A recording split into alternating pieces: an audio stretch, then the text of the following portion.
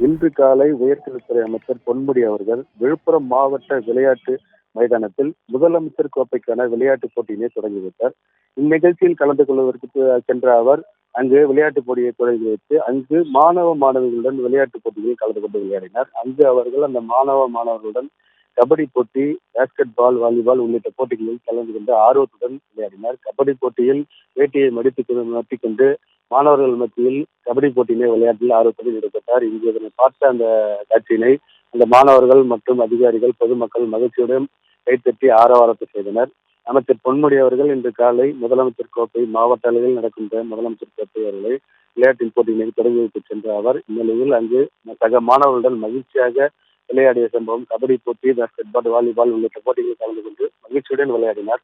இது மிகுந்த ஒரு வெள்ளியமான ஒரு காட்சியாக அமைந்தது. இதனைத் தொடர்ந்து அங்கிருந்தவர்கள் மகிழ்ச்சி ஆரவாரத்தில் கைத்தட்டி சந்தோஷப்படுத்தினர். இதனைத் தொடர்ந்து அங்கிருந்து அவர் விளையாட்டு மாணவர்கள் வெற்றி பெற்ற மாணவர்களுக்கு பதக்கங்கள் உள்ளிட்ட விளையாட்டு வச்சு துவக்கி வச்சு அந்த நிகழ்ச்சியில் கலந்து கொண்டு சென்றார் பேசி.